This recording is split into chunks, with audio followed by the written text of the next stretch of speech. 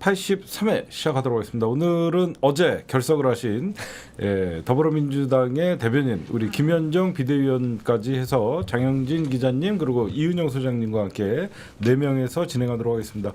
어제 봉화마을 다녀오신 더불어민주당의 대변인 김현정 대변인님 나오셨습니다.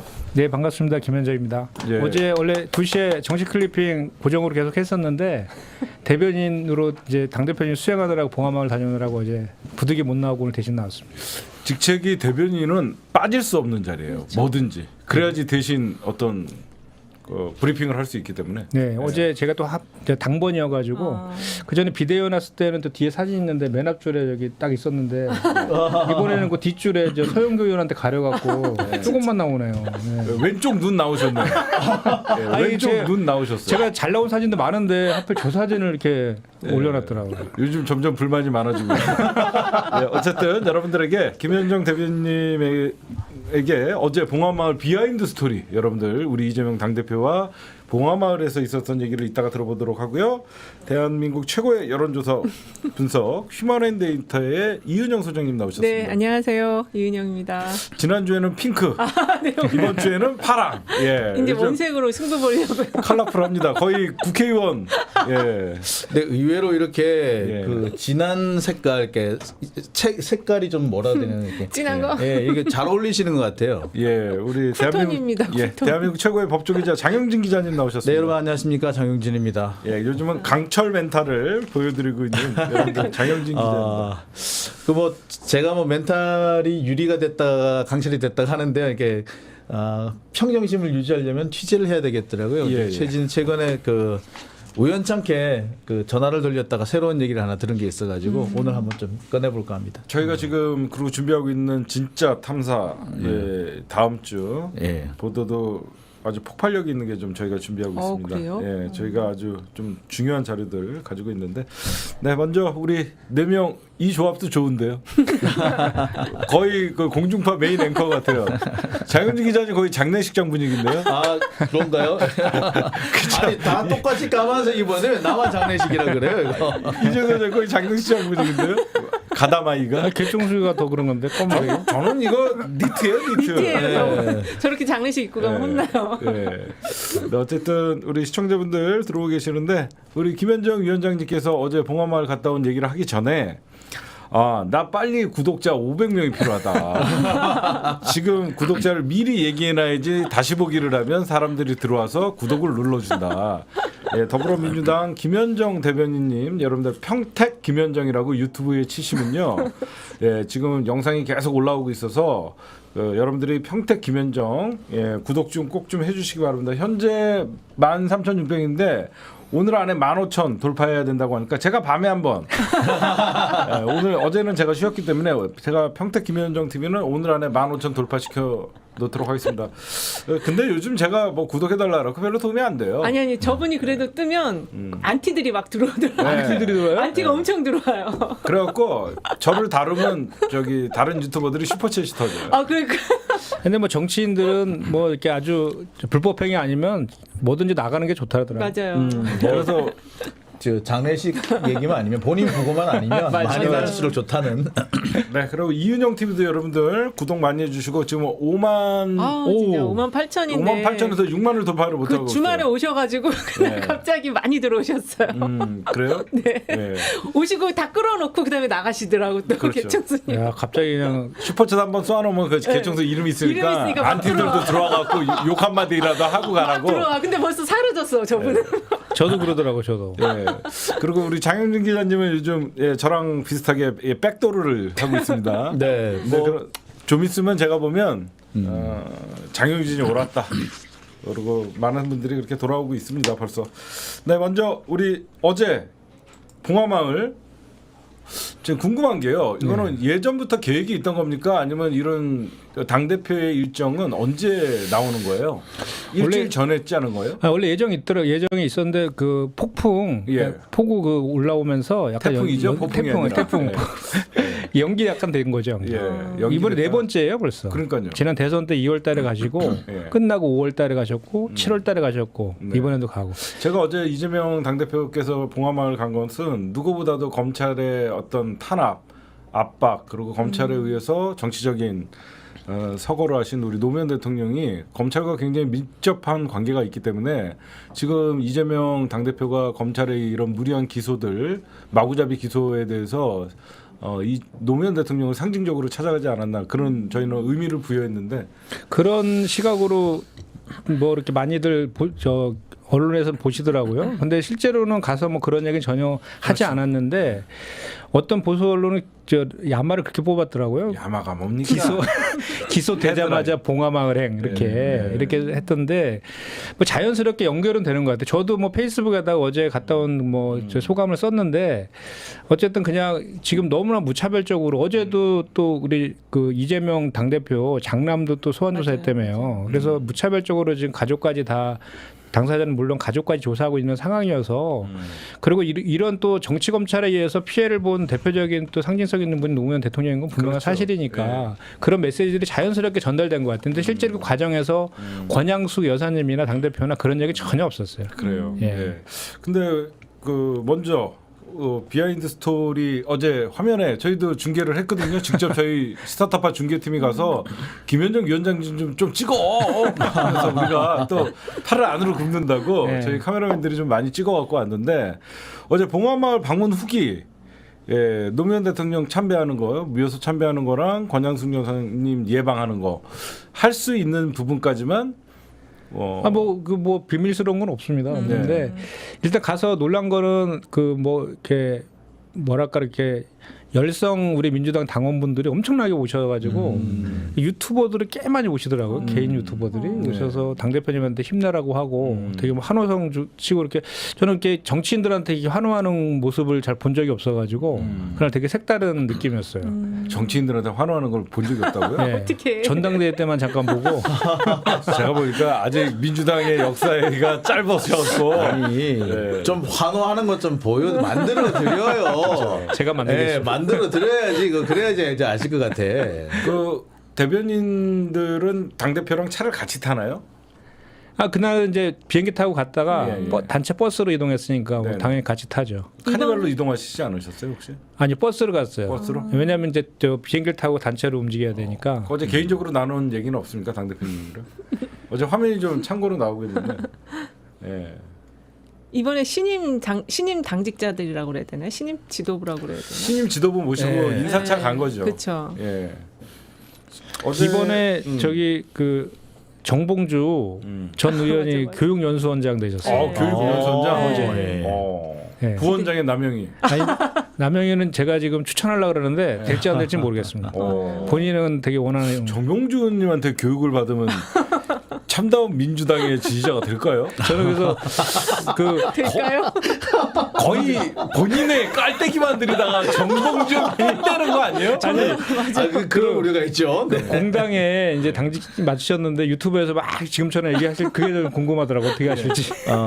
그래서 조금 저기 그 수위가 내려갈 것 같긴 한데 그래도 뭐 큰 차이는 없지 않을까. 대부분 막 교육하다가 자기 깔때기 들이대거든요. 거의 정봉주 미건스 2가 되지 않을까. 그럴 것 같아요. 그 교육연수원이라는 게 네. 국회 정치인들을 대상으로 교육하는 겁니까? 아니면 당원들을 대상? 당원이죠 당원. 당원. 네. 큰일 났다. 팬클럽 만드는 건데. 그러니까 그게 제가 봤을 때는 예. 우리 당직 중에 예. 제일 좀 좋은 것 같아요. 예. 왜냐면 당원들도 많이 만날 수 있고 그렇죠. 전국을도 다닐 수도 그렇죠. 있고 좋잖아요. 이렇게 자기 하고 싶은 얘기 할 수 있고 또 교육 그 연수원장 하면 좋은 게 누가 교육시킬지 강사를 다 본인 마음대로 할 수 있잖아요. 야, 그죠. 좋다. 그런 거 되게 좋은 거죠. 뭐 이렇게 당원들하고 친해질 수도 있고. 잘 됐다. 그렇죠? 진짜 어쨌든 정봉주 의원님 좀 빛 좀 봐야 돼요. 늘 음지에서 네. 고생 많이 하셨죠. 그분이 네. 다른 사람 정치 평론이나 이런 건 굉장히 잘해요. 진짜 정치 천재인데 맞아. 본인 문제는 정치 꽝이에요. 정부적 관광 제로. 언제 나가야 될지, 지금 참아야 될지. 원래 그런 걸잘못 스님이 잡아요. 자기 머리는 못 깎습니다. 그 권양수 여사님이 어제 예방했는데 되게 유머가 있으시더라고요. 생각보다 이렇게 많은 말씀을 안 하시는데 한마디 한마디 하는 게 되게 유머가 있으시더라고요. 그래서 그 노무현 대통령하고 영국에 엘리자베스 여왕 초대로 갔던 그 만났었지. 기억도 맞아. 얘기하는데 네. 거기서는 이렇게 그 민주주의에 기여한 분들만 국빈으로 이렇게 초대하는데 노무현 대통령을 초대했다 하면서 되게 그 엘리자베스 여왕의 그 되게 유머러스하고 이런 것들 기억하면서 막 회상하시더라고요. 이번에 영국이 그 노무현 대통령 국빈으로 초청을 했는데 지금 윤석열 정권 같은 경우에는 이번에 오지 말라고 하는데 굳이 가겠다고 하는 바람에 오지 말라 그랬어요. 그게 맞아요? 그게 뭐냐면은 지금 또 허위사실 유포로 가는 거 오기는 아니에요? 오는데 네. 그 전용기를 타고 오지 마라. 근데 경호원 많이 데리고 오지 마라. 그다음에 여기 와서 정상회담 같은 거 하려고 하지 마라. 그러니까 한마디로 조용하고 조촐하게 보내려고 하는 것 같아요. 그냥 조문하라고 와라. 네. 오려면. 굳이 오려면은 거의 개인 자격에 가깝게 네. 조문으로만 와라. 그러니까 사실상 오지 마라 이 말이에요. 그 말은. 아니, 그러니까 저도 얼핏 어디서 영어로 된 걸 본 것 같은데 누가 저한테 보여줬어요. 그래서 딴 데는 인바이티드에서 초대된 이렇게 돼 있는데 이분은 비지팅 이렇게 돼 있더라고. 아, 그건 간다는 얘기잖아요. 그 말씀하신 그런 취지인가요, 그게? 그러니까 이게 좀 차이가 좀 있더라고요. 그러니까 미묘한 차이가 있는데 이게 뭐라고 한 거랑 그냥 가는 조문하는 거랑? 것 자체를 오지 마라라고 하지는 않아요. 근데 뭐 아까 여기 보니까 왜 오지 말라는 얘기 안 했다고 하시는데 맞아요, 정확하게 그런데. 어떻게 조문 오는 사람은 오지 말라고 그렇죠. 해요. 근데 국가 원수인데 전용기 타고 오지 마라. 경호원 많이 데리고 오지 마라. 여기 와가지고 다른 나라 정상들이랑 정상회담 같은 거 발생하지 마라. 이거 오지 말라는 얘기잖아요. 원래 그 조문 외교라는 게 왜 필요한데요. 그 똑같이 조문하러 온 다른 나라 정상들과 만나서 여러 가지 외교적인 어떤 그 관계를 맺기 위해서 하는 건데 그런 거 하는 거죠. 그냥 순수하게 조문만 하러 오라면 안 가는 못할 수도 있죠. 그거는 오지 말라고 해석하기는 좀 무리가 있어 보이고 올라 그러면 예의를 좀 지켜서 와달라 주의사항을 좀 준 것 같은데. 그러니까 순수하게 조문만 하려고 와라. 근데 이제 그런 조문만 시각이 하려면. 그런 시각이 있어요. 지금 지지율 회복이 계속 안 되니까 네. 그 민생 탐방으로 좀 회복하려 그랬는데 전혀 안 먹혔잖아요. 그래서 네, 다시 외교 쪽으로 해서 외교 실수를 몇 개 많이 했잖아요. 근데 그런 걸 좀 만회하려고 이제 간다라는 그런 저 해석이 있는데 문제는 이제 VIP로만 2,000명이 넘는다 그러더라고요 이번에 조문 계획. 근데 가서 뭐 사실은 특별하게 할 건 없잖아요. 조문하러 가는 거니까. 그래서 혹시라도 또 실수만 하면 또 망신만 당한다 뭐 이런 우려도 많이 하던데. 근데 중요한 거는 그 이후에 조문한 이후에 이제 유엔 총회 참석하고 이제 미국 그 만나고 캐나다 만날 때 미국에서 우리한테 지난번에 그 내시 펠로시 패싱해가지고 전기차 제재 먹은 거 그거 다시 원복시켜야 되는데. 전기차 배터리의 보조금을 우리나라가 뒤통수로 맞았죠. 네. 그러니까 전기차뿐만 아니라 지금 바이오 산업이라든지 이쪽으로 우리나라가 계속 전기차 지금 바이오까지 그다음에 확장했죠. 예. 반도체. 예, 먹거리 쪽 우리 산업의 먹거리 쪽이 계속해서 타격을 입고 있는 그런 상황이라 어떻게든 가서 좀 원상복구를 하고 싶은 것 같은데 뭐 그게 잘 안 될 거라는 전망이 벌써 나오기 시작하더라고요. 그러니까 미국 부통령이 우리나라는 그냥 오자. 무박으로 무박. 지나가는데 일본에 4일이 있는다. 이건 원래대로 계획을 하자면 아마 우리나라에 이틀, 일본에 이틀 이렇게 있었을 걸로 계획을 짰다가 일본에만 4일이 있는 걸로 이렇게. 문재인 대통령 때는 우리 먼저 왔다가 그렇죠. 일본 갔어요. 하여튼 일단은 봉화마을 얘기 좀 마무리 짓고 딴 걸로 좀 넘어갈게요. 그러시죠, 예. 예. 우리 김현정 대변인 대변인 자격으로 봉화마을 간 거는 처음이시죠? 예. 기자들이 엄청 전화가 와요. 무슨 얘기 나눴냐고. 근데 사실 50분 동안 한담을 했는데 네. 그냥 덕담만 했거든요. 50분 동안. 근데 계속 그 아까 처음에 말씀하신 것처럼 뭐 혹시 이게 지금 윤석열 정부의 그 검찰의 그런 기소 이런 거 관련돼서 혹시 뭐 얘기한 거 없냐 자꾸 그렇게는 식으로 계속 물어보더라고요. 근데 그런 얘기 진짜 안 했거든요. 근데 계속 물어보니까 또 어떤 언론에는 보수 언론에는 그렇게도 약간 뉘앙스로 참석한 모 인사가 이런 식으로 해서 또 약간 그런 식의 뉘앙스도 났던데 전혀 그런 얘기는 하지 않았어요. 하지 않았고 이제 그 평산마을 방문했을 때 문재인 대통령하고 전 대통령하고 같이 있는 모습이 너무 보기 좋더라. 뭐 그런 얘기 좀 하셨고 그다음에 뭐 이렇게 요즘 소나무도 죽더라. 그만큼 기후 위기 문제가 되게 심각해졌다. 뭐 이런 얘기도 좀 하셨고 아까 말씀드린 것처럼 영국 방문했던 그런 얘기도 말씀하셨고. 노무현 전 대통령하고 이재명 당대표의 공통점이 하나 있대요. 순발력이 엄청 뛰어나다. 자기는 그렇지. 우리 공격을 당하면 그걸 반격하려면 며칠을 생각해야 되는데 정말 순간적으로 반격 잘하잖아요. 두 분 다 순발력 있잖아요. 그래서 이제 그 얘기도 막 덕담을 지난 하셨어요. 대선 때도 캠프에 대변인단 단톡방이 있잖아요. 네. 이재명 그 당시에 대선 후보자는요 본인이 그 단톡방에 들어와서 본인이 직접 본인이 대변인? 대화를 나눠요. 그때 아마 박성준 대변인이 아마 책임지고 그 당시에 했었는데 저도 그런 얘기도 다 들었어요. 지금도 그러세요. 본인이 먼저 되게 빨라요. 논평 막 이제 쓰고 계시는 거 아니에요? 과거 이제 2008년도에 네. 그 이제 부대변인 하실 때 그 얘기를 하시더라고. 근데 사실 저도 부대변인 했었거든요. 네. 근데 비상금 부대변인은 아무것도 하는 게 없어요, 역할이. 네. 상금 부대변인 정도가 이제 논평을 쓰고 그러는데 네. 대변인단하고 네. 비상금 부대변인은 그냥 사실 직책을 이렇게 좀 주는 측면이 강한데 하도 열심히 하니까 주말 부대변인을 시켜줬대잖아요. 그 주말에는 사실 그 노는 날은 이제 기자가 그렇죠. 없거든요. 그렇죠. 논평도 할 수. 근데 너무 열심히 했대요. 그래서 기자들도 막 먼저 연락해서 많이 밥도 같이 많이 마시고 되게 열심히 해가지고 밥을 마셔요? 그때 그래서 김현 대변인이 있었는데 너는 막 혼났대는 거야. 너는 왜 대변인이 할 것까지 네가 다 하냐.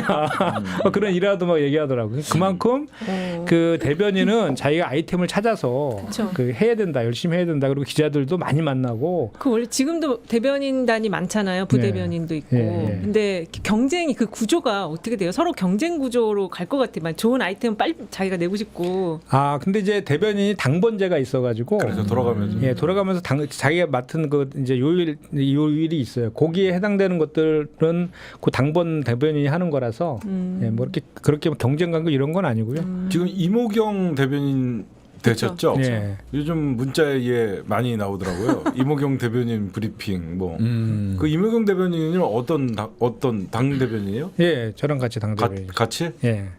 그거는 같이 상의해 갖고 메시지가 나가는 거예요. 그러니까 아침에 공보국에서 이렇게 논평할 꼭지들을 잡아줘요. 잡아준 그거 야마를 관련해서 잡아줘요? 예, 그래서 이제 역할문에 누가 뭐 할지 이런 걸 잡고 추가로 당번인 대변인이 이제 추가로 이건 내가 좀 더 하고 싶다라고 하면 준비해서 이렇게 하는 거죠. 김현정 대변인은 대체로 누구랑 좀 상의를 합니까? 이재명 당대표랑 얘기해갖고 이거는 의견도 대변인단에 상의하죠, 대변인단. 공보국하고. 수석 대변인. 수석 대변인 안호영 대변인도 대변인. 계시고. 다이렉트로 통화하는 사이잖아요. 아유. 원외 위원장이신데. 원내위원장이에요. 예. 회장. 이번에 그 저기 황명선 전 시장님도 대변인 예, 되셔가지고 저랑 같이, 예. 같이 지금 그러면 구조가 그 국회 원내 대변인. 그쵸 약간 그 있을 것 같아요. 원내와 그죠? 원내하고. 원내 대변인은 예. 오영환. 오영환 그쵸, 이거는 그쵸. 박홍근. 예. 그렇죠. 그 원내 대표가 임명한 사람. 그렇죠. 그거는 누구예요? 오영환과 누구죠? 비례 이수진 의원이고요. 이수진. 아 비례. 그거는 두 명. 원내와 관련된 논평 그렇죠. 중심으로 하고 그다음에 당 전체 당 대변인 전체는 김현정 대변인님, 예. 이모경 의원님, 예. 또 안호영 수석 대변인. 안호영 수석 대변인. 예, 그리고 박성준. 박성준. 예, 예. 그다음에 이제 안호영은 누구죠? 그 전북 의원님. 전북 계세요. 재선 의원 있잖아요. 저는 왜 모르죠? 지난번에 도지사 선거도 나왔었어요. 맞아요. 예. 하여튼 박성준 의원님 대변인 계속 하고 계신지 처음 알았는데. 박성준 대변인님도 순발력 되게 좋아요. SBS, 그 뭐죠? 그 지난번 평산마을 가서 JTBC. JTBC인가요? JTBC 출신. 사건반장 출신이에요. 그때 평산마을 가서 그 유명한 거 좀 만들어냈잖아요. 그 저기 문재인 대통령하고 이제 이재명 대표 묶어가지고 뭐죠? 그 뭐라 그랬죠? 아 생각나네. 누구요? 갑자기? 뭐 손은 든 거 말씀. 아니 그 왜 그 뭐 무슨 만남 이렇게 했잖아요. 그 제가 아 딴 명심. 명심. 아니 명심이 아니라 명문. 명문. 예.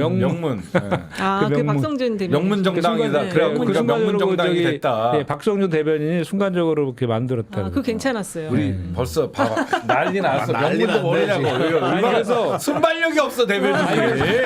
아니 그래서 저기 정청래 최고가 네. 박성준 대변인한테 대변인 역할 한 90%는 했다고 그거 하나로 그치 역시 장면 그런 게 되게 중요해요. 장면은 참 중요한 네, 것 같아요. 되게 이게. 중요해요. 그 워딩 싸움이랑 맞아요. 그런 것도 굉장히 그리고 가장 민주당이 지나간 그 비대위 체제나 당대표 체제 때 가장 느렸던 게 지난 대선에서도 그런 게 빨리빨리 대처를 못해요. 맞아요. 항상 한 템포 느려.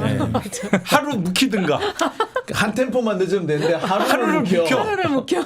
우리가 그때 진짜 오히려 유튜버들이 가갖고 이렇게 싸우라고 막 워딩 날려주고 했거든요. 그때 근데 이번에는 좀 즉각 이번에는 나오는 좀 것 같아요. 빠르더라고요, 되게. 네. 그러니까 저기 지금 댓글이 있어서 제가 좀 더 부연해야 될 것 같은데 덕담할 때 박찬대 최고가 농담을 잘하잖아요. 네. 농담을 한 거를 그 박성준 대변인이 잘 정리해서 이렇게 얘기한 거예요. 그러니까 실제로 진원지는 박찬대 최고 맞습니다. 예, 맞습니다. 예, 예. 진원지는 박찬대였다. 그리고 어제 최고위원회에서 우리 대변인님 최고위원 들어가시죠. 예, 예. 어제 최고위원회에서 정청래 의원님이 돌발 행동을 했어요. 뇌물을 이렇게 받으셨어요? 넌지시 이렇게 했더니 이재명 당대표 왜 그러세요? 왜 그러세요? 이렇게 하는데 뇌물을 뇌물을 어제 이제 저기 진짜 받으셨어요? 네. 봉화마을 가기 전에 받으시죠? 봉화마을 가기 전에 그 저 공항까지 차를 같이 타고 갔거든요. 정청래 네. 최고랑 그 전날 본인이 이렇게 넌지시 이렇게 얘기할 수도 있다고 얘기했다더라고요. 아 그래요? 맞아 미리 하고 해야지. 좀 대비를 하죠. 맞아요. 넌지시 건너는 게 뇌물이라고 나와 있대요. 사전에. 어쨌든 우리 김현정 대변인님 여기저기 다니시면서 앞으로 좋은 소식 계속 여러분들에게 비하인드 스토리나 대변인이니까 대부분 당대표와 같이 움직이거든요. 더 좋은 소식 말씀해 주실 거니까 여러분들은 평택 김현정 TV 구독을 많이 해주십시오. 네, 다음 우리 여론조사 좀 알아보도록 하겠습니다. 우리 이윤영 소장님 오늘 데일리 아닌가요? 네, 데일리안과 공정이 지금 했어요. 공정하지 못한데 자꾸 공정이네. 35.4%. 네, 어떤 여론조사가 나왔는지 우리 이준영 소장님. 예, 이 공정에서 한 거는 이제 그동안 잠잠히 있다가 왜냐면 워낙 지지율이 안 오르니까 잠잠히 있다가 이제 외국 간다고 하니까 조사한 것 같고요. 요게 지금 조사 기간이 9월 13일 날 조사를 했어요. 그러니까 화요일 날. 하루 했는데요. 35.4 나왔고 아랜서치 조사도 뉴스핌하고 같이 한 것도 요 정도 나와서 지금 전체적으로 ARS가 이 대통령 평가는 조금 더 높게 나와요. 그 지금 추석 때 나온 거 MBC랑 SBS 거 보면 30% 초반이었잖아요. 그래서 그거보다는 한 3%나 4% 포인트 정도 높은 수준으로 그러니까 샤이가 좀 아직도 있다는 거죠. 그냥 대부분 여론조사 기관들이 늘 발표하는 게 뭐냐면 행보라고 행보라고 이렇게 그렇죠. 늘 써. 윤석열 씨 지지율 35.4, 네. 여 43.4, 야 30. 정당 지지율은 왜? 저게 진짜 지금 이번에 조사에서 가장 특이한 대목인데요. 저게 말이 됩니까? 지금 여당 지네들 밥그릇 싸움하고 있고 네. 이준석이랑 또 비대위. 그렇죠. 쟤네들은 집권하고 나서 계속 비대위 체제인데 왜 쟤네들 지지율이 저렇게 많이 저 나오는지. 리얼미터하고 완전히 다르게 나온 거예요. 정반대 같이 정반대로. TK만 조사한 건가요? 아니면 낮 시간에만 조사하나요? 직전화로? 아니죠. 아니 하루 했으니까 근데 네. 저녁까지는 했을 것 같은데. 네, 저 여론조사 좀 이상하네요. 네, 조금 저기 표본이 약간 좀 이렇게 편향되었을 수도 있을 것으로 표본을 보이는데. 어떻게 추출하느냐에 따라 결과가 좀 틀려지긴 하더라고요. 네, 네. 우리 윤영 소장님 저 표본 어떻게 된 건지 한번 나중에 확인해 봐주세요. 보겠습니다. 확인 좀 한번 네, 해주시고 네. 어제 또 대통령 차기 후보 지지율이 좀 나왔는데 네. 이재명 당대표가 거의 40% 이상. 맞습니다. 근데 특이하게 한동훈이가 18점 몇 프로로 2위를 달리고 오세훈이가 죄송합니다. 예, 오세훈이가 3위 11% 이렇게 네. 나오더라고요. 네. 그것도 좀 다른 데랑 다른데 다른 데는 지금 한동훈 장관이 네. 좀 떨어졌어요. 떨어졌어요. 이전보다 떨어졌는데 여기서는 지금 좀 높게 나와서 이게 지금 약간 그 전체 편향 네. 표집이 조금 약간 편향된 걸로 좀 보여져요. 다른 데 보니까 네. 한동훈하고 오세훈하고 거의 격차가 없는 걸로 나오는 것도 많고 그게 또 10% 초반대였어요. 근데 맞아요. 18%까지 나온다는 건 약간 좀 표본 자체가 약간 편향됐다. 추출들 좀 편향되겠다는 생각이 좀 들긴 하더라고요. 근데 이제 거기서 좀 중요한 거는 어쨌든 이제 지금 저쪽은 차기군이 좀 많고 그다음에 오세훈, 그다음에 한동훈, 안철수 이렇게 3인이 조금 이제 두각을 나타내고 있는데 이제 요 그룹이 약간 이제 이미지적으로 볼 때는 중도 겨냥하기 좋은 포지셔닝의 사람들이거든요. 그래서 이제 이재명 그 대표님도 사실 저는 어저께 봉화 광고를 그 사법적인 거와 연결은 전혀 생각을 못했어요. 왜냐하면 지금 그 현장 최고위 등 이렇게 현장 방문 일정이 있으시잖아요. 맞아요. 그래서 이제 국감 앞두고 현장의 목소리를 한 번 더 들으러 이제 영남부터 올라오시나 보다 이런 생각을 했었는데, 그러니까 요 기회가 이재명 대표님으로서는 굉장히 어떻게 보면 이미지를 바꿀 수 있는 좋은 기회예요. 그래서 그 민생과 경제 중심으로 여러 가지 지금 그 뭐 고소 뭐 가족에 대한 고소 이런 고발 뭐 이런 기소 뭐 이런 것들이 나오는데 그 지금 제가 볼 때는 전선만 계속 넓히는 거지 실제로 뭐 한 방은 없을 것 같거든요. 제 눈이 나빠서 그런지 저는 왜 항상 저렇게 빨강 바탕에 사람이 안에 들어 있으면 전부 김정은으로 보이죠? 김정은으로 보이세요? 네, 우리가 어렸을 때부터 반공 교육을 잘 받아갖고 네. 늘 빨강 바탕에 사람 얼굴은 김일성 아니면 김정일 아니면 김정은이었거든요. 그렇죠. 그 어쨌든 그래서 저거 약간 지금 지금 지난 대선 때의 강한 스트롱맨 이미지가 다음 대선에서는 좀 바뀔 수 있다. 그런 걸 좀 봐야 될 것 같아요. 저는 좀 오랫동안 제가 정치 분석을 하고 그랬다 보니까 한동훈이가 지금 차기 저쪽에 1위로 나오는 거는요 굉장히 저쪽에서도 리스크예요. 좀 빨리 띄우는 왜 그러냐면 거죠. 한동훈은 현재 법무부 장관이거든요. 그렇죠. 그러니까 이 전 세계적인 경제 위기 그리고 국가적 위기인데 법무부 장관이 뜨면 안 돼요. 경제 관료나 사실 뭐 기재부 장관이나 뭐 방역이나 이쪽의 사람들이 두각을 나타내야 되는데 오로지 한동훈이 뜬다는 것은 사정정국이라는 거거든요, 이거. 그래서 이거 오래 못 갑니다, 이거는. 그렇죠. 그리고 좀 띄운 감이 있어요. 그렇죠. 빨리 띄운 감이 네. 있어요. 지지율이 안 오르니까 스타 장관 하나 만드는 그러니까 거죠. 일단 이 한동훈이 이렇게 지금 정도 이렇게 2위까지 올라간 거는 사실상 윤석열 정권에서 거의 대놓고 너 다음 차례는 너야라고 공인을 해줬기 때문에 세자칙봉을 했다 싶기 때문에 그러니까 세자니까 그 정도 나온 거예요. 만약에 세자칙봉으로 안 돼 있었어 봐 나오기 힘들었죠. 그러니까 우리 장윤기 기자님 중요하게 말씀드린 게 세자 책봉을 먼저 하면요 반대파들이 가만 안 있어요. 그렇죠. 국민의힘 그 이익 집단이 왕자의 미래에 난 일어나 왕자의 난. 진짜 어떻게 보면 모든 정치에서 절대 박정희도 2인자를 인정하지 않고 그렇죠. 박근혜도 절대 2인자를 인정하지 서로 않는 게 2인자가 되기 위해서 충성을 하거든 그러니까. 근데 이거는 먼저 우리 동훈이는 뭐 내가 뭐 믿을 수가 있어 막 하면서 세자 책봉을 딱 해버리니까 사실상 저기 용화대 검찰 그다음에 국민의힘은 보이지도 않고 아직도 지네끼리 단권 싸움하고 있거든요. 그래서 이 세자 책봉을 하는 순간 우리가 조선 왕조 500년의 역사를 봐도 그렇죠. 세자가 죽는 일이 많아요.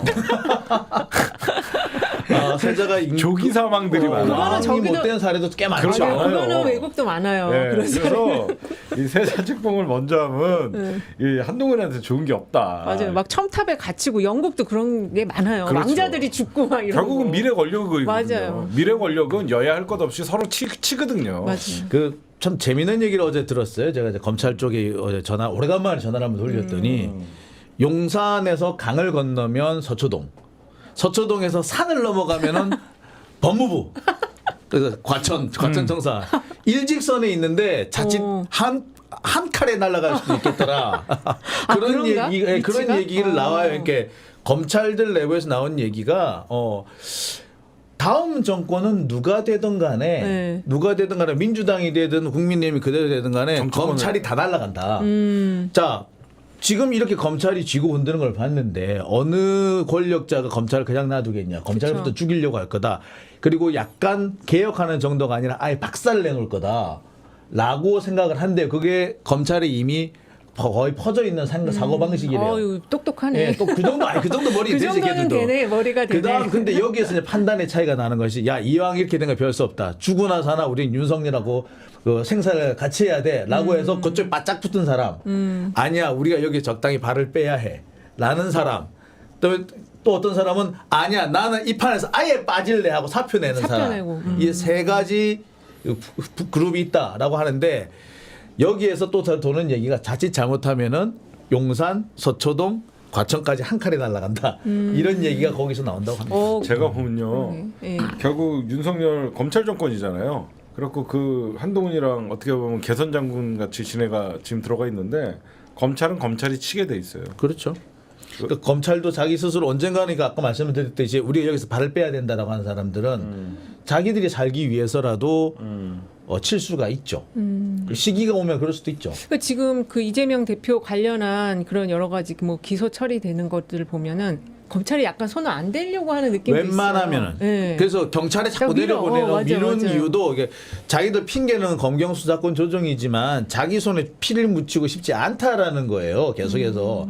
그래서 오히려 경찰이 갖고 온 것보다 약간 좀 싸게 해주면서 나는 나 잘하려고 노력했어라고 핑계나 그 한마디로 이제 면피를 하려고 하는 그런 양상이 보여요. 실제로 뭐 주가 조작도 공소시효가 올해 말까지 일하는 거잖아요. 그리고 허위 경력도 이제 뭐 그때 12년 2016년 뭐 이런 얘기 있었는데 2014년 기준으로 하면 시효가 지났고 17년이라서 16년으로 계산하면 그것도 얼마 안 남았는데 자꾸 뭉개면서 이렇게 시간 끌기로 해서 공소시효 때까지 하는 그런 식의 이제 의혹들도 많이 지금 제기되고 있죠. 진짜 검찰 안에서 어떤 얘기들이 흘러나오냐면요. 그 여한석 검사가 고검장이 네. 나가면서 그분이 의미심장한 얘기했다고 저희가 얘기했었잖아요. 네, 제가 말씀을 드렸죠. 왜냐면 검찰이 가장 힘을 발휘할 때는 밖에서 정권을 죽일 수도 있고 살릴 수도 있고 그 힘인데 윤석열이 어떻게 보면 지네 선배가 정권을 잡다 보니까 검찰의 역할이 없다라는 거예요.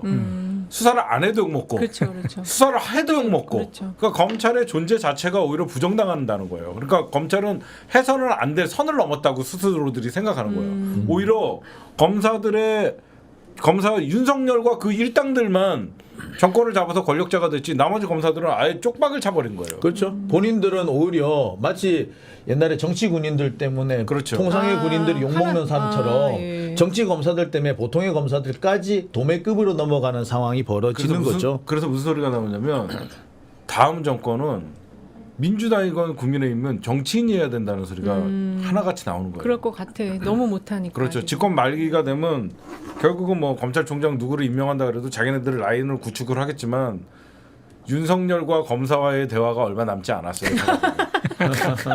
아니, 분명해요. 제가 보면 검사들 또 사내 게시판에 막 또 글 올리고. 그 오죽했으면 그 고검장이 나가면서 정치인이 검찰 독립을 지켜줄 것이라는 생각을 아예 하지 마라. 그런 굉장히 환상을 심각하구나. 갖지 마라. 어. 라고 얘기를 했어요. 그러니까 그게 그냥 나온 얘기겠어요? 정치인이 여기서 말하는 정치인을 뭐 누굴 보고 말하는 거겠습니까? 검찰 독립을 지켜줄 정치인. 윤석열은 아닐 것 같은데요. 사실상 윤석열을 말하는 거죠. 네. 어쨌든 우리 윤석열 우리 여론조사 그 정도만 하면 네, 될까요? 네, 네, 네. 그 정도 말씀하면 될 것 뭐 같고. 지금 뭐 사법 리스크란 말 좀 표현하기가 그런데 그거와 관련한 조사도 많이 했어요. 그래서 뭐 네네. 리스크가 있다. 이렇게 좀 부정적인 것들이 많은데. 이재명 당대표. 예, 네. 근데 그게 아직은 이제 좀 데이터상으로 보면은 조금 이제 그런 거에 대한 의혹을 일반 국민도 갖고는 있는 것 같은데 그 격차가 크진 않아서 요 정기국회만 잘 넘기면 저는 뭐 이런 부분들은 근데 그리고 이게 오래된 거 아니에요? 아 왜 정당이? 근데 여론조사를 안 해요? 전 그게 가장 불만이에요. 예전에는 그냥 3일 단위로 계속 문재인 정부 뭐 코로나 잘한다 못한다 경제 어떻게 한다 집값 어떤다 계속 여론조사 했더니 그냥 요즘은 횡보. 아 근데 요새 좀 열심히 하는 데가 있어. 어디요? MBC. MBC 하라 그러면. MBC가 열심히 마봉춘 박수 쳐줘야 되겠네. 예. 박수 쳐야 돼요. 어, 지난 8.15 때도 하고 이번에도 하는데 그 문항이 예. 방송사가 좀 하기에는 상당히 좀 예민할 수 있는 문항들이 팍팍팍 했더라고요. 그래요? 예. 예. 어쨌든 그 사법 리스크 그거는 뭐 이미 철진한 아 너무 진짜 대선 때부터 있었던 얘기를 해서 아니 별로 이거 먹히지가 민주당 않은 것 같아요. 지지자들은 언제야 그 도지사 선거할 때부터 이게 다 나왔던 이슈들이잖아요. 네. 그 언제였지? 2018년이요. 18년. 2018년에 나온 것도 있고요. 그 전에 나온 그 것도 전에 나온 있어요. 것도 좀 있어요. 예. 그러니까 이거를 거의 심한 거 같은 경우는 거의 한 5년 이상 우려 먹은 거예요. 그 5년 정도 같은 우려 내용 먹고 보고 우려 있어요, 먹고 지금. 또 우려 먹고. 맞아요. 성남 FC도 그래. 그게 성남 FC 같은 경우에도 네. 그래요. 근데 그때도 맨 처음 얘기가 나왔을 때 아니 그 성남 FC에 돈이 들어갔는데 그게 왜 뇌물이 되지? 그 제3자 뇌물이래. 그래서 그게 왜 제3자냐고 성남 FC가 성남시가 구단주인데 그게 말이 되냐고 말이 되는 소리를 해라. 그리고 기본적으로 뭐가 있냐면 돈을 받은 제3자하고 그 공무원 당사자하고 비위 행위를 한 공무원하고 직접적인 그 인과관계는 없어서 적어도 간접적으로 좀 이해관계는 존재를 해야 돼요. 그러니까 하다못해 내가 우리 아버지가 돈을 받았다. 또는 뭐 우리 뭐 처제가 돈을 받았다. 이런 식으로 해서 처제가 돈 벌면 좋지. 또는 뭐 이런 식의 그런 관계가 있어야 되는데 성남 FC가 돈 번 게 그 이재명하고 뭐가 좋아요? 안 좋아요. 별 차이 없어요. 그 오히려 김만배 씨 누나가 윤석열 그죠? 그 아버지 집 산 거 그게 더 그게 제3자 뇌물에 해당될 가능성이 높죠. 그 지금 보니까 그 미르재단 최순실 사태 때 미르재단하고 K스포츠재단에 네. 삼성하고 뭐 저기 어디죠? 그쪽에서 저기 거액을 후원금을 낸 거 있죠. 신동맹 예. 후원금 낸 이거랑 자꾸 연계시키던데 완전히 틀리죠. 여기는 아니 말씀하신 것처럼 그것도요. 그 후원금 낸 것도 일부는 무죄가 났어요. 그렇죠. 네, 무죄 났죠. 크게 세 단계가 나왔는데 그냥 낸 거는 무죄가 났어요. 그런데 그 다른 대가성 이거 해주면 이거 해줄게라고 했던 거 또는 이걸 하세요 해달라고 말을 했던 거 이건 직권남용이 인정된 거는 있는데 그냥 낸 거는 이거는 그 무혐의가 특히 어디로 났냐면 저 그 정경련 통해서 같이 나눠준 그 나눠 가진 거 그 저 낸 거 있잖아요. 네네. 그건 전부 다 무혐의가 났어요. 다 무죄 났어요. 그리고 이제 차이가 뭐냐면 그 미르재단에 그 후원했던 삼성의 이재용을 그 당시에 박근혜 대통령이 독대했잖아요. 그리고 신동빈 그룹 때 그 네네. 그룹 총수도 독대했다고요. 케이스포지에 했던. 근데 지금 이 성남 FC 관련해서는 뭐 이재명 그 전 성남시장이 뭐 두산그룹이랑 만난 적이 없어요. 만난 적이 없고 좀 전에 얘기한 것처럼 여기는 공공기관이거든요. 그 저기는 민간 법인이었잖아요. 미르재단. 네, 민간이에요. 민간. 네. 그러니까 전혀 성격이 다른 거고 그래서 이거를 그러면 또 뭐 네이버라든지 또 이제 현대백화점, 농협도 후원했거든요. 성남 FC. 그럼 거기는 뭐냐 그러면 차이도 전혀 모르고 오히려 요새 한참 뭐 저기 여기저기 SNS 돌던데 경남 FC 관련해 가지고 경남 네. FC는 후원이고 오히려 그게 그 홍준표 그 우와. 도지사 시절에 뭐 그냥 사진을 막 그 세트로 해가지고 막 돌던데요. 하도 많이 받아가지고. 그러니까 사실 경남 FC가 더 많이 받았죠. 왜냐하면 경남 FC는 이제 프로 축구 1부 리그에 속하던 팀이거든요. 그런데 성남 FC는 1부 리그가 아니란 말이에요. 그러니까 N 리그인가 막 그런 걸로 알고 3부 아니야? 있거든요. 3부? 2분지 3분지 그래요. 그러니까 그렇기 때문에 사실 그 돈이 그렇게 많이 나올 수가 없어요. 근데 이걸 가지고 문제 삼는다는 게 좀 이상해. 특히 연결 고리를 잡는 게 무슨 6급 공무원인지 8급 공무원인지 한 사람 진술 하나 하고 그다음에 그 두산그룹에서 나온 내부 문건하고 이 두 개를 걸었던데 이게 어떻게 이재명의 범죄 의도가 되는지 제3자 뇌물이라면은 뇌물하고 그 돈하고 제공된 돈하고 어떤 행동 공무원의 행동하고 인과관계가 그렇죠. 명백하게 드러내 대가관계가 완전히 드러나 있어야 되는데 이걸 어떻게 인과관계 연결하기 힘들 것 같은데 이거를 만약에 기소하면은요 지방자치단체들은 다 기소돼야 큰일 나요. 돼요. 그럼요. 진짜 어떻게 보면 시민의 세금을 절약한 그렇죠. 행정이고 이거를 1년 전에 불송치 결정을 한 거를 맞아요. 검찰이 다시 그냥 재수사 뒤집어 갖고 그거는 표적 수사예요, 이런 게. 이게 지난번에 했던 그 서해 공무원 피살 사건하고 이게 저기 뭡니까 북송 사건 그거 똑같잖아요. 그냥 특별한 뭐 저 새로운 증거가 없는데 그냥 결과만 바꿔서. 그러니까 뭐 불송치하고 어디서 그냥 뭐 한두 마디 뭐 이상한 이거 같은 경우 진술만 하나 바꿔가지고 진술이 바뀌었다고. 그냥 그걸 가지고 그냥 갖다 붙인 건데 사실 비슷한 상황이 어디서 있냐면은 그 과거 춘천시장 같은 경우 그 비슷한 사례가 있어요. 그러니까 이 사람은 자기가 돈을 받는 게 아니라 아이고 나한테 줄 돈이 있으면은 저기 춘천에 여기 마임 축제 이런 거 하는 그런 기관이 있으니까 고다 내라 그런 거예요. 그 한마디 했다고 이제 제3자 뇌물로 기소가 돼가지고 실제 1심에서는 꽤 유죄까지 나왔는데 최종적으로 무죄를 받았어요. 근데 사실 그게 또 유죄가 나온다는 게 말이 안 되는 거죠. 그 사람 내가 받은 게 아니라 나한테 줄 돈이 있으면 우리 저 춘천을 위해서 발전한 이런 문화단체 이런 데 주세요. 자기가 사양한 건데 이걸 제3자 뇌물로 끊었었거든요. 어떻게 보면 이거나 비슷해요 구조가. 거꾸로 또 시민의 재단이잖아요. 그렇죠. 시민의 세금으로 맞아요. 오히려 시민의 세금을 절약해준 맞아요. 그런 측면이 네. 훨씬 더 큰 건데. 예, 그다음에 우리 장영화 변호사. 그분은 이분은 도대체 진짜 그 누가 비호하는지 어디서 그 문신 온몸에 문신 잔뜩 있는 사람한테 돈 따발 갖고 와갖고 이재명 의원한테 돈 줬다. 어떻게 막 허위로 이런 것들을 했다가 분명히 그 압수수색까지 하고 했는데 불기소 결정이 나왔어요. 그분이야말로 지금 저기 감옥에 가 있어야 되는 그러니까 거예요. 저희가 볼 때는 고의적이잖아요. 거짓말이라는 걸 알면서 아니 거짓말을 고의적으로 한 건데 그게 어떻게 불기소가 났는지 모르겠어요. 그 정치 검찰이죠. 예. 그 대표적인 게 장영화 변호사가 그 녹취록이 있거든요. 그 박철민 그 조폭 네, 국제 박철민. 마피아파 조폭이랑 통화하면서 국제 마피아 박철민. 박철민 이상하네 작전 아니야 이런 게 녹취돼 있는 게 있었고 그다음 김용판 의원이 국감장에서 한 게 그 국민들에게서 맞아요. 공개됐잖아요. 맞아요. 국민들이 네. 사진 그거 맞아요. 그 바로 반나절 만에 확인돼가지고 다 맞아요. 거짓인 게 망신당하는 확인됐는데 거지. 네. 이틀 뒤에 똑같은 내용으로 기자회견을 또 했다고요. 장영하 변호사가.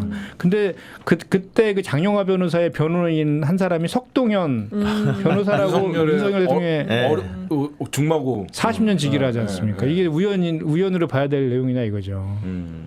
진짜 거의 윤석열 쪽에 줄 서 있던 사람들은 모두가 불기소. 그렇죠. 지금 요새 불기소가 나온 사람들이 뭐 여기 이제 제법 있던데 그 사람들은 사실 좀 살펴봐야 돼요. 여기 나오네요. 이재명 조폭 연루설, 장영하 불기소, 소가 웃을 일. 저렇게 얘기하면 줄리 의혹은 왜 기소를 그렇죠. 합니까? 근데 저런 경우에 이의 신청을 하면 다시 수사를 하지 않나요? 저건 이 신청은 재정 신청을 한다 재정 신청? 해야죠. 재정 신청을 하는 경우 재정을 했죠. 했어요? 네, 민주당에서 했고요. 지금 백현동 건하고 뭐 이렇게 또 한 건 그 고 김문기 씨를 기억하지 못한다. 백현동 건 관련해서 뭐 협박으로 느꼈다. 느낌하고 생각을 내 기소했잖아요. 느낌인데 내 느낌인데 어쩌라고. 근데 이 장영하 변호사는 그 조폭 박철민이가 한 말을 사실이라고 믿었다. 이렇게 해서 불기소한 거잖아요, 지금. 이게 말이 됩니까? 그래서 이 장영하 변호사 건은 우리 당에서 엄청 엄중하게 보고 있어요. 이건 중요한 재정신청까지 문제예요. 하고 이건 끝까지 저 장영하 변호사가 그 돈다발이라고 하면서 그거 한 거 저희가 옛날에 돈다발까지 네. 세면서 그럼요, 그거 예. 다 추적해갖고 저에게 그 조작했다라고 네. 밝혔거든요. 네.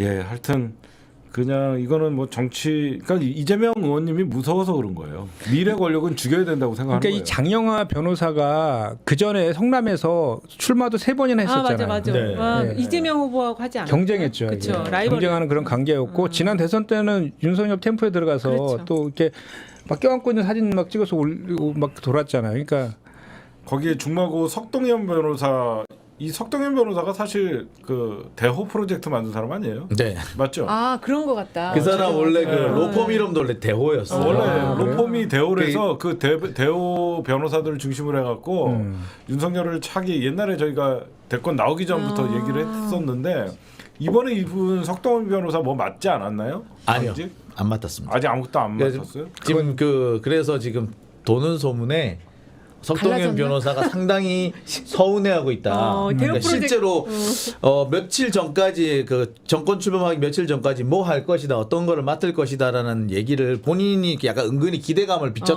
비쳤는데 그랬는데도 오지 않았다라고 해가지고 상당히 불쾌해하는 경우도 있고 그밖에 이번에 보면은 그 윤석열 캠프에서 꽤 여러 가지 역할을 했던 법조인들. 그 법조인들 검사 출신 법조인들이 의외로 역할을 못 맡은 사람들이 있어요. 그런 사람들한테서 좀 불만이 나오고 있다는 얘기가 실제로 좀 많이 들려요. 보면 들리기도 하고 그 여담입니다만 그래서 석동현 변호사 그 로펌 이름 바꿨어요. 대우에서 대호에서. 뭐래요? 본인이 이름 바꿨다 그랬어. 이름 바뀌셨네요. 이랬더니 로펌 이름이 바뀌셨네. 딴 데로 가셨나요? 이랬더니 아니 하도 대호 하길래 저분이 만들었으니까 이제 대호는 아니죠. 그렇죠. 저분이 그럼 킹메이커인데 저분이 최근에 김건희 그 건의사랑 그거 네. 없애야 된다고 확실히 좀 서운한 게 있나 보네요. 그러니까 그 석동현 변호사 뭐 주변 측근에서 흘러나온 얘기인데 네. 간신배들이 돈만 노리는 간신배들이 모여가지고 그 떡국물 얻어먹으려 하는데 거기에 눈이 지금 돌아가 있다는 등 이런 비판을 한대요. 그러면서 사실 우리식으로 표현하자면 그게 똥파리잖아. 그쵸. 권력 주변에 모여가지고 뭐 얻어먹을 게 없나 그러니까 뭐 꼬이는 이런 똥파리 같은 건데 그런 똥파리들이 많이 모연 그 똥파리들한테 관심을 가져주고 똥파리들하고 친하게 지내려고 한다라는 그런 비판을 좀 한대요. 그럼 지금 윤석열 대통령은 지금 거의 40년 지기들을 계속 지금 이제 손절하는 거네요. 권성동도 지인이잖아요. 어릴 때 석동현은 친구. 차기 석동현. 공수처장 노린다는 소리가 있어요. 차기 공수처장을 여야에서 만약에 한 명씩 추천하거나 뭐 어떻게 되면 옛날에도 석동현 이름이 나왔었거든요. 근데 이러면은 나왔었죠. 안 되지 않아요? 이렇게 지금 저기 친밀한 관계면 얘네들이 누구 눈치 봅니까? 근데 제가 여기서 꼭 한마디 드리고 싶은 것이 지금 저기 뭐 우리가 특검을 하든 뭘 할 때 상당히 지금 그 곤란해지는 이유가 뭐냐면 대한변호사협회장이에요. 대한변호사협회장이 아주 그 검사 출신이잖아요. 골수 검사 출신이고 거기에 그 모든 그 간부진들을 다 이렇게 친윤으로 다 좀 세팅을 해놨거든요. 아, 그래요? 예, 그래서 대한변호사 앞으로 이제 대한변호사협회장 선거가 올해 말인가 내년 초인가 있을 예정인데 이 대한변호사협회장 선거가 의외로 불똥 튈 수도 있습니다. 그걸 좀 잘 보셔야 되고 만약에 그게 중요해지는 게 바로 내년 이 다음번에 이제 그 대법관 또는 그 공수처장 또는 앞으로 혹시 모를 특검 이런 사람들 임명할 때 아주 영향력을 미칠 수 있기 때문에 그런 거예요. 이종엽이네요 지금 보니까. 네. 그다음에 저희가 좀 우리 김현정 위원장님이랑 좀 얘기해야 될 게 지금 김건희 특검법은 발의가 됐죠. 예. 그러면 이제 앞으로 상임위를 거쳐야 되는 거죠. 법사위. 두 가지 방법이 있더라고요. 근데 어제도 최고위에서 그런 얘기가 나왔었는데 네, 어떻게 진행되고 있나요? 근데 가장 중요한 것은 이제 여론이 제일 중요하죠. 국민이 지지를 받는 게 중요하고 일단 60% 이상이 그렇죠. 지금 동의하고 있는 김건희 거잖아요. 특검법 여론. 그러니까 그 방법은 이제 저 법사위를 통해서 올라가는 방법이 있고 하나는 본회의에 바로 직상정하는 네. 방법이 있거든요. 전원위원회로 가잖아요. 네. 그래서 뭐 5분의 3 이상이 동의가 돼야지 패스트트랙을 걸 수 있거든요. 법사위 통해서. 그렇죠. 제가 그걸 물어보는 게요. 그건 네. 지금 현재 뭐 저기 조정훈 의원이 지금 반대 의사를 표명해서 현재로서는 안 되는 그런 상황인데 현재 어떻게 돼가고 있냐면요, 여러분들 법사위원이 총 18명입니다. 근데 민주당 의원님들이 10명이에요. 거기에다가 그 밖에 있는 그 조정훈 의원이 한 석을 가지고 있고 나머지는 국민의힘 7명. 7명이 돼 있었어요. 근데 전반기까지만 해도 18명 중에 12이었어요. 민주당 플러스 뭐 이렇게 하면 12까지 있었는데 5분의 3이 정족수가 돼야 되니까 11명이 되는 거예요. 민주당이 다 찬석을 그럼 해도 됐겠네. 그래서 조정훈이가 지금 다시 주목을 받고 조정훈이가 반대가 되면 패스트트랙도 지금 못 태운다. 오늘도 조정훈 씨가 나와갖고 또 망발을 했어요. 뭐 그 이거는 아주 아까 절대 기사 강하게 봤는데. 반대한다. 예. 이렇게 했는데 그러면 조정훈 때문에 김건희 특검법이 패스트트랙도 못 태운다. 그러면 민주당이 방법이 없는 거예요. 아니 본회의에 직접 상정할 수 있어요. 거기 본회의가? 본회의에서 본회의. 5분의 3, 180명이 찬성하면 패스트트랙 아니더라도 직상정할 수 있습니다. 180명이 됩니까? 지금 현재 169석인데. 그러니까 이제 정의당 등 해서 탈탈 모아야죠. 그러니까 아마 저기 그 민주당에서 무소속이지만 민주당 출신이었던 사람들, 뭐 김홍걸 의원이나 예, 그런 분들까지 지금 합치면 한 173까지 나와요. 근데 정의당 해봐야 5석. 아마 180석이 아슬아슬하게 되긴. 근데 될 사실은 거예요. 그래서 이게 우리가 이렇게 너무 이렇게 법리적으로 이런 것만 갖고 접근할 게 아니라 아까도 말씀드렸지만 여론. 그 국민들이 어떻게 생각하느냐. 과거에 제가 여기 보니까 자료 찾아보니까 그 15차례 특검이 도입됐대요. 그때 네. 딱 한 차례 빼고는 다 여야 합의로 도입했답니다. BBK 사건 빼고는. 그만 지난번에 박근혜 탄핵할 때도 권성동 의원이 법사위원장이었잖아요. 네. 결국은 그때 국민들의 여론이 해야 된다라는 거로 가니까 어쩔 수 없이 받을 수밖에 없는 상황이 되는 거잖아요. 그리고 윤석열 대통령도 이런 국면이 계속 지속되면 본인도 엄청 부담을 느낄 거예요. 왜냐하면 본인이 얘기한 게 공정과 상식이고 특검 해갖고 뜬 사람 아닙니까 본인이? 그럼 사실 자기가 먼저 내 아내지만 철저하게 수사해라라고 네. 했으면 이런 아는 사람이면 그러니까 지지율이 이르지 않아요. 그러니까 그런 거와 관련해서 국민들의 여론이 점점 더 저는 악화될 거다라고 보는 거죠. 그래서 그렇게 더불어민주당에서 계속해서 그런 공세들을 계속 이어가야 된다라는 얘기를 하고 있는 거고 또 하나는 우리가 지금 간과하고 있는 게 좀 하도 이슈가 많이 터지니까 그 시행령 쿠데타 정말 이게 예. 정말 그 헌법 질서를 유린하는 국기불란행위거든요. 이게 지금 묻혀 수면 자꾸 가라앉고 있는데 이거와 관련해서도 지금 우리 저 당에서는 이제 어떤 길을 흐르고 있냐면 이것도 이제 수면 위로 올려서 가장 강력한 방식, 뭐 그러니까 해임 건의라든지 탄핵 관련된 것들을 추진해야 된다 이런 기류들이 이제 생기고 있죠. 그러니까 그런 게 있어요. 그 전에 보면은 그 민생 3법이니 뭐 유치원 3법이니 이런 말이 있었는데 이번 거 같은 경우에도 그 윤석열 3법이라고 해가지고 이렇게 이름을 하나 짓든지 해서 세 가지를 세트로 같이 묶어야 된다. 그래서 그 시행령 정치를 하고 있는 이 부분에 대한 그 장관들에 대한 탄핵안 네. 또는 해임 건의안, 그다음에 김건희 특검법 뭐 이런 부분을 그리고 같이 지금 그 지역 앞에 빵원으로 만들었다면서요. 네.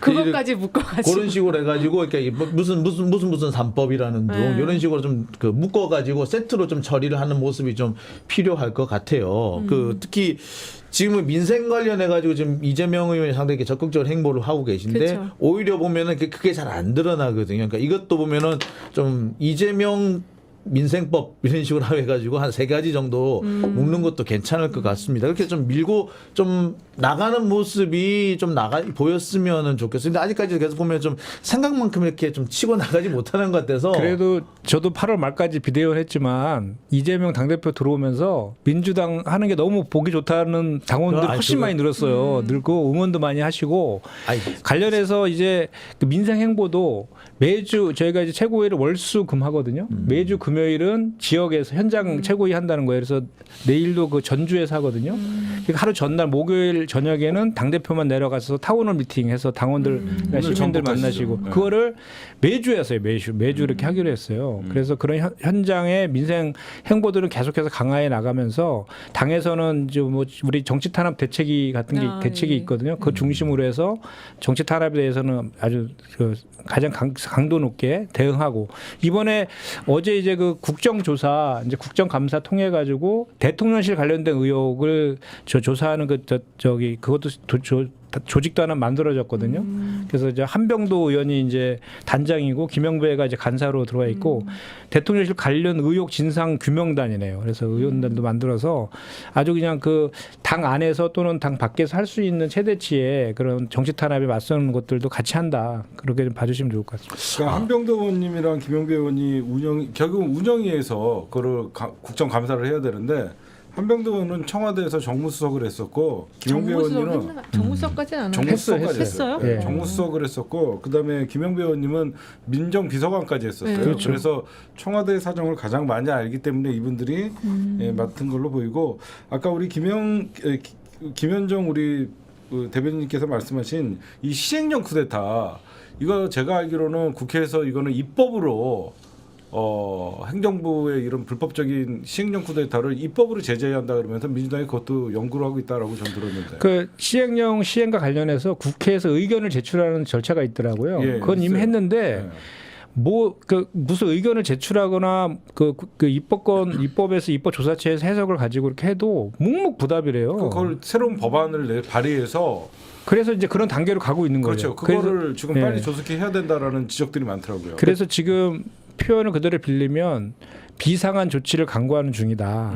당에서 이런 얘기고 그것이 이제 그 당 안에서 해임건이라든지 탄핵 소추 관련된 그런 내용들을 이어질 건데 사전에 지금 우리 당의 의원들에게 미리 좀 이렇게 그런 얘기들을 해서 설득 작업을 좀 진행을 좀 하자 이런 얘기들도 이제 진행되고 있고 그래요. 뭐 제가 아까 3법 얘기를 했는데 네. 한동훈 탄핵법, 네. 그다음에 또 한 가지는 김건희 특검법, 김건희 공소시효 중지법 이렇게 가지고 윤석열 3법으로 묶으면 어떨까라는 생각이 언뜻 들었고요. 공소시효 중지법 좋네요. 예, 그러니까 지금 김남국 의원이 지금 발의한 거거든요. 그다음에 지금 제가 방금 이게 시행령 관련해 가지고 드리는 말씀인데 그 시행령이 그 모법을 위반했을 경우에 이것을 모법을 위반했는지 안 했는지 시행령이 모법을 위반했는지 안 했는지 검토할 수 있는 판단할 수 있는 권한이 대법원에 있어요. 근데 문제는 그것을 처리할 수 있는 소송법이 없어요. 그걸 행정소송으로 할 것인지 무슨 법으로 할 것인지 아니까 애매해요. 그러니까 그거를 행정소송법이라든지 또는 정부조직법 아닌가요? 아니요. 그거 아니에요? 이것도 소송법이 있어요. 소송 절차법이 있어야 되는데 소송 절차법이 없거든요. 이번 기회에 소송 만들어야 절차법을 되겠네. 만드는 것도 상당히 괜찮은 방법 중에 하나입니다. 이게 사실 그 행정부하고 입법부가 이게 충돌하게 될 경우 사실 사법부가 중지하는 게 맞아요. 특히 뭐냐면은 여기서 그 시행령이 모법을 위반했다고 하는 것을 그 판단해 줄 수 있는 게 헌법재판소 아니면은 대법원인데 그럼 대법원에서 어떻게 할 것이냐? 지금 현재 소송 절차법이 없다면 만들어 주는 것도 나쁘지 않아요. 예, 그게 상당히 결과적으로 앞으로도 또 앞으로 대비해서 상당히 네. 중요할 거라 생각이 들어요. 그다음에 이제는 국정감사의 시즌이에요. 다음 달이면. 그렇죠. 그 야당의 시간이거든요. 근데 결국은 뭐 김건희 특검법이 발의가 좀 늦어지더라도 사실 김건희 국정감사가 될 수밖에 없어요. 그렇죠.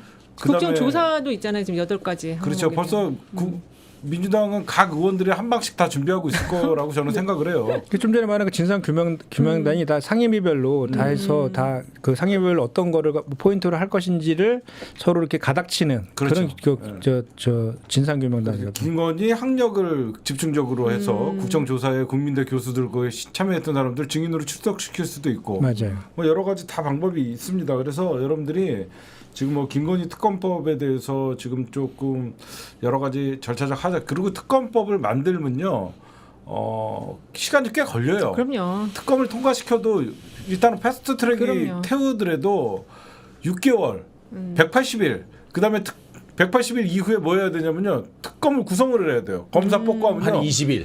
한 1년 걸리겠네. 총선이에요. 그렇죠. 그래서 그때 하면 되지 뭐. 지금 그때 총선 이기고 해도 그쵸. 얼마든지 제가 보면 총선 이기고 하는 게 아니, 그러니까 좋겠다. 총선 때까지 이걸 이슈로 그래 가져올 이슈로만 거예요. 가져가면 돼요. 그럼요. 여러분들이 네. 맞아요. 이게 급하게 안 그렇죠. 해도 돼. 지금 계속 김건희는 특검해야 되는데 저쪽이 방해해서 못한다. 요 분위기로 가고 패스트를 태워봐야 내년 빨라야 3월이에요. 4월. 그리고 특검 구성하는데 아무리 빨라도 3개월 걸려요. 특검 뽑고 특검법 뽑고. 그러니까 안 뽑고 막 못. 그래서 여러분들 결국 이게 내년이면 내년 사실 봄부터 진짜 총선전이잖아요. 선거전이기 때문에 우리가 여기서 중요한 거는 특검은 특검대로 민주당이 밀어붙이고 국정감사에서 제대로 조사를 한 다음에 맞아요. 고소고발 조치를 해야 돼요. 이거는. 그래서 국민적 여론전 아까 말씀하셨던 이래서 국정조사에서 많은 의혹들이 발견되고 있는데 그쵸. 국민의힘이 반대한다. 사실 최순실도 그 당시에 국정조사 할 때 국정감사랑 비슷한 국회에서 엄청난 사실들을 까발리면서 국민들이 폭발적인 분노를 일으켜갖고 결국은 광장에 나왔거든요. 그렇죠. 네. 그래서 그럼요. 예. 이렇게 투 트랙으로 저는 특검법 김건희 특검법은 이슈화 전략이고 국정조사에서 민주당이 이번에 얼만큼 득점을 하냐 또 어설프게 한동훈한테 또 뭐 발렸다는 소리 듣고 그러면 정말 이건 안 해서 철저하게 민주당이 이번에 야당의 시간이니까 정당 지지율도 앞서 나갈 수 있고 그런 지금 기회를 꼭 잡아야 될 것 그 같습니다. 말씀하신 대로 김건희 특검법도 발의됐지만 국정조사 김건희 국정조사서도 그렇죠. 지금 제출되어 그게 있거든요. 더 그래서 중요하지. 거기는 특검법은 세 가지잖아요. 주가 조작하고 허위 경력하고 불법 후원 받은 거 세 가지로 갖고 이제 김건희 특검법을 발의한 거고 국정조사서는 그 대통령실하고 관저 사적 채용까지 포함돼서 국정조사 요구서가 제출되어 있거든요. 그래서 국정조사를 통해서 최대한의 그 국민들의 잘 알려가지고 국민들의 여론을 형성하는 그런 작업들이 좀 필요해 보이고 그 다음에 무엇보다도 지금 말씀하신 것처럼 지금 국민의 여론은 64%가 김건희 특검법 필요하다고 하고 있잖아요. 여론이 그렇게 되고 있고 윤석열 대통령이 최근에 현장에 자주 가시더라고요. 가서 가는데 주목을 잘 못 받고 있는데 가서 맨날 똑같은 항상 하는 얘기가 있어요. 민심을 듣겠다고 했거든요. 이제 민심을 들으셔야죠. 이제 뭐 민심 김건희- 들으러 가는 민심을 안 듣고서는 보리밥만 보리밥을 쳐다보고 있으면 메뉴를 쳐다보기 바쁘시더만 뭐. 그게 이제는 한 번, 두 번도 아니고 계속 누적되면 민심이 김건희 특검법을 받으라는 민심을 들을 수밖에 없는 상황이 올 것이다. 저는 그렇게 생각합니다. 그 판을 우리가 만들어 가야죠. 맨날 저는 여론조사는 신경 쓰지 않습니다. 그냥 국민만 보고 가겠습니다. 어떻게 보는 거예요? 그러면? 여론조사를 국민들이 하는데 여론조사는 보지 않고 국민을 보고 가겠다면서 보리밥집 가고 메뉴판 보고 있어요. 그러니까 그 주인이 황당해갖고 이러죠.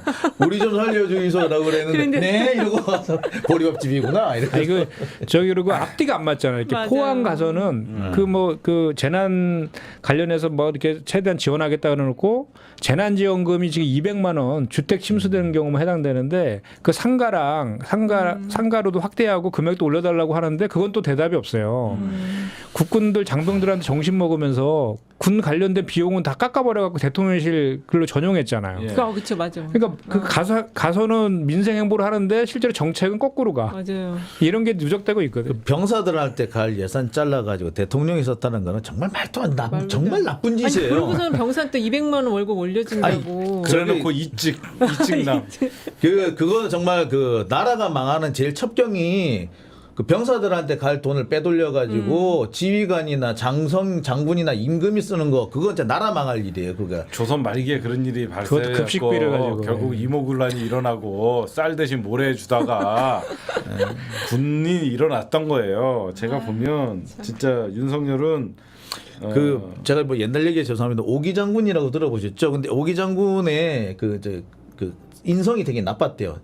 자기 잘난 맛에 살고 병사들 되게 후려잡고 그랬는데 이 사람이 그래도 병사들로부터 상당한 존경을 받았다. 이유가 뭐냐? 병사들하고 같이 먹고 같이 입고 같이 잤다. 심지어 병사가 종기가 나면은 그것을 빨아내 주더라.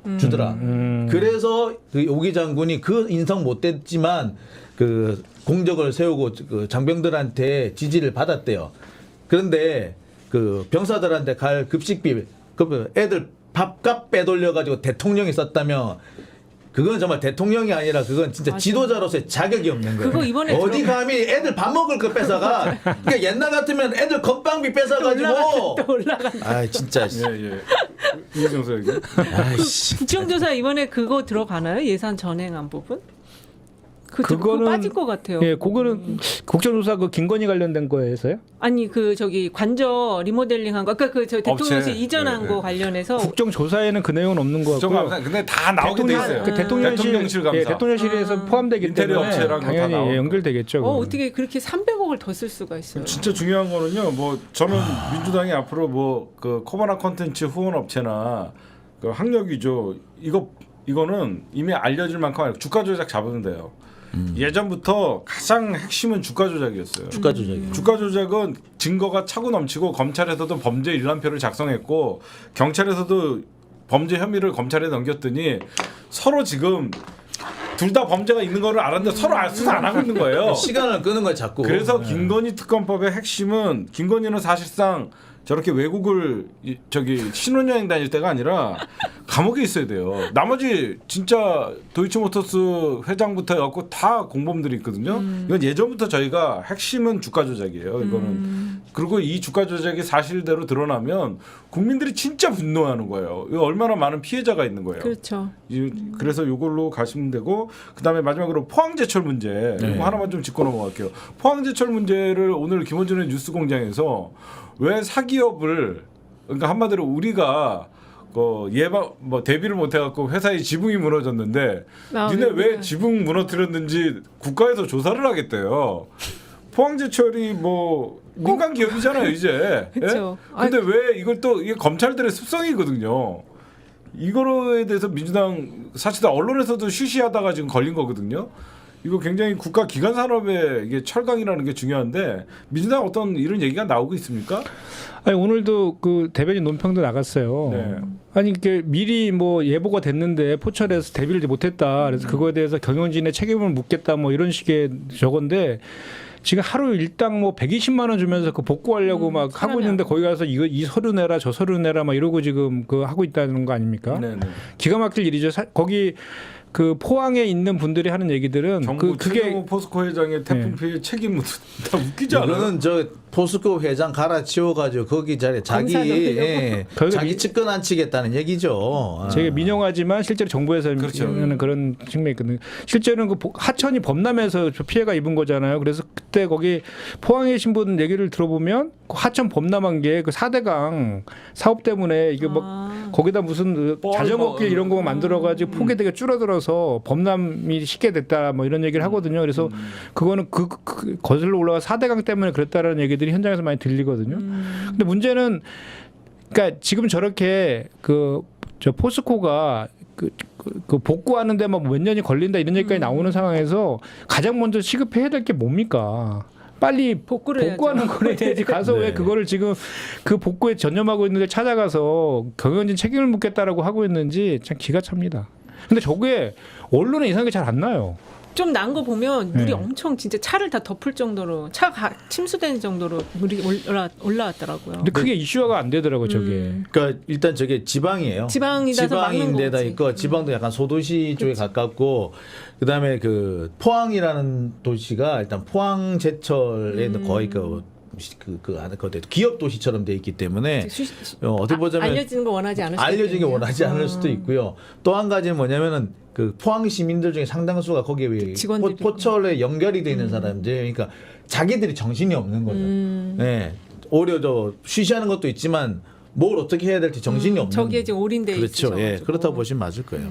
네, 여러분들 어느새 1시간이 훌쩍 오늘 지나갔는데 완전히 민생 바구니네요. 예, 인생 우리 엄청 다뤘다. 김현정 평택 김현정 TV 구독 좀 많이 해주시고요. 그 다음에 매주 월수금 저희한테 월수 좋은 소식을 전해주고 있고요. 그 다음에 이은영 TV 여러분들 방송 시간이 어떻게 되시죠? 저 일요일 밤 10시에만 좀 하루 들어주시면 만에요? 아니요. 화목일. 화목일 예, 밤 일요- 10시? 화목은 낮 10시 일단 반. 구독해놓으면 여러분들 네, 알람 제가 가면 좀 알람하고 많이 다 좀 보내드릴게요. 보주세요. 구독만 해주세요. 장현주 기자님은 요새 웬만하면 매일 하려고 합니다. 오밤중 뉴스. 오밤중. 네. 여러분들 지금 이런 응원글들이 점점 많아요. 시사타파 출연 자체가 인증이다.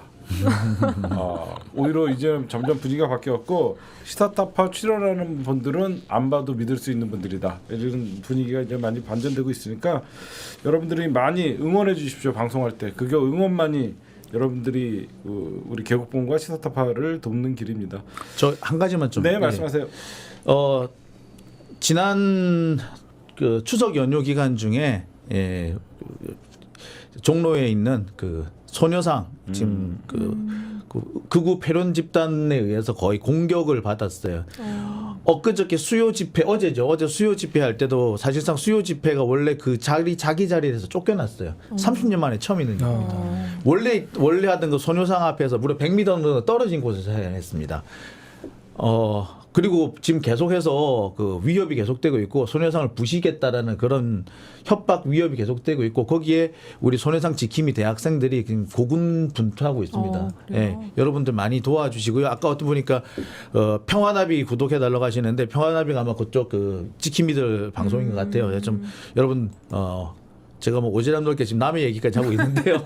예, 많이 좀 지원해 주시기 바랍니다. 극우 유튜버들이 지금 예, 제가 어제 현장 가서 사진을 영상을 좀 찍었는데 화가 났다가 눈물이 났다가 어떻게 하지를 못하겠더라고요. 그래서 심지어 뭐 위안부 활동하는 애들은 다 빨갱이다. 주옥순 씨가 뭐 위안부는 빨갱이다 이런 얘기를 하는데 제가 그 자리에서 이제 눈 돌아가는 줄 알았습니다. 예, 여러분 같이 여기 힘을 좀 모아 주십시오. 네, 그리고 여러분들 개국본 TV 많이 사랑해 주시고요. 저희 그리고 추석 지났으니까 이제 촛불장터도 많이 애용을 해주시기 바랍니다. 네, 오늘 이따가 저녁 7시에 정치월 노영희 변호사님 그리고 임경빈 작가 곽동 선생님 저녁 방송 7시 여러분들 많이 시청해 주시고 내일은 저희가 특종을 터뜨리도록 하겠습니다. 내일 8시 반 시공 오적과 명품사랑 강진구 저희가 지금 녹취록까지 다 공개해서 내일 특종을 터뜨리도록 하겠습니다. 여러분들 네, 세 분 수고하셨습니다. 방송에서 마치겠습니다. 고맙습니다. 감사합니다. 네, 고맙습니다.